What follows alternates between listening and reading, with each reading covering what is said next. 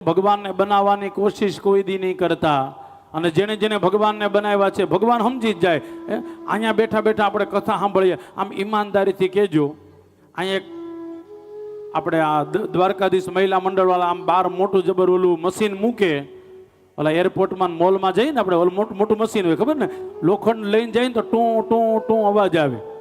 એમાં મહિલા મંડળ બાર એક મશીન મૂકે કે પાપી માણસ હોય અંદર આવે એટલે ટું ટું ટું. તો તમે કોઈ આવી શકો ખરા? તમારી ખબર નહીં પણ હું તો ન જ આવી શકું. હા હા ને આપણે કાંઈક હજી તો હવાર પડતા ને કેટલાય પાપ કરી લેતા હોય. ભગવાનને બધી ખબર છે કે અહીંયા તમે કયા હિસાબે બેઠા છો,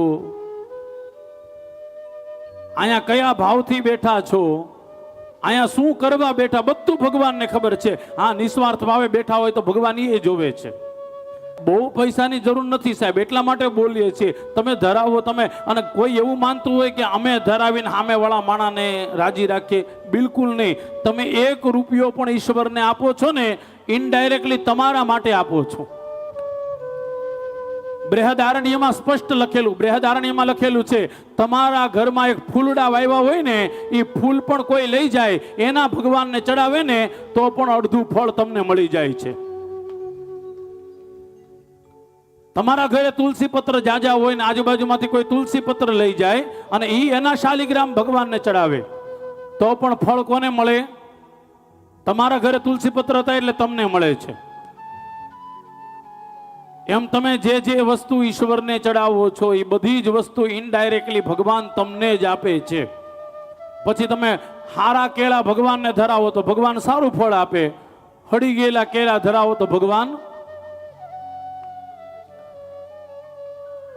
હું કાંઈ ગાંડો નથી રે, હું કાંઈ ઘેલો નથી રે, હું કાંઈ ગાંડો નથી રે, હું કાંઈ ઘેલો નથી. એક માણસ રોજ શાકભાજી વેચવા જાય લારી લઈને, બહુ સજ્જન માણસ, શાકભાજી વેચતો તો રોજ શાકભાજી વેચવા જાય.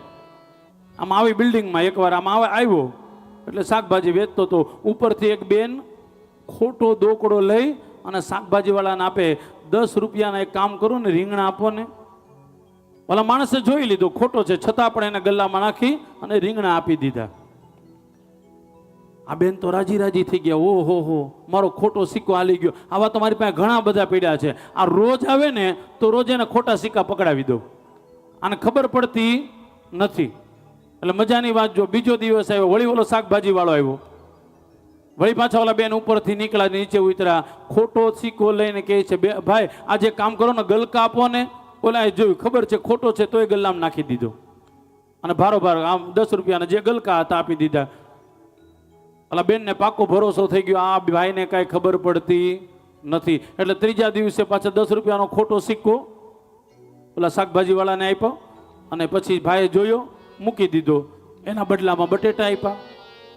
એમ કરતા કરતા કરતા ઘણા બધા દિવસો વયા ગયા.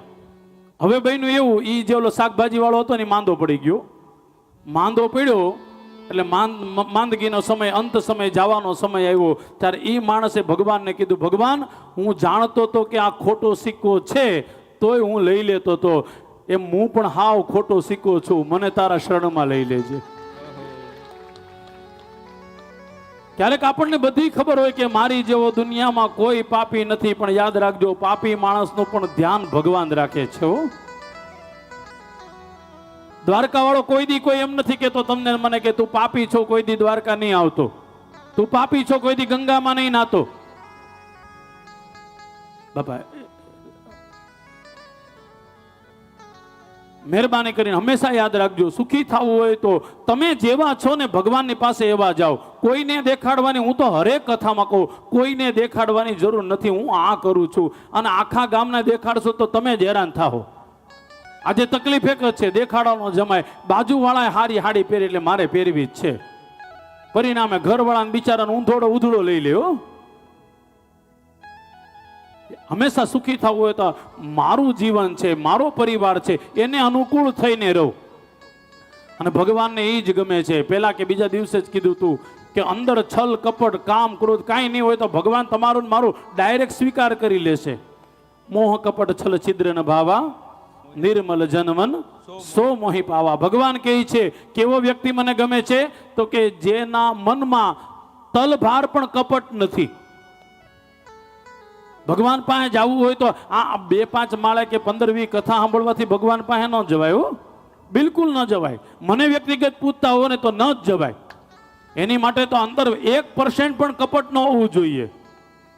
આ માણસે કીધું આખી જિંદગી મને ખબર કે આ ખોટા સિક્કા આપે છતાંય મેં લઈ લીધા, હું ખોટો છું, એ ભગવાન તું મને લઈ લેજે.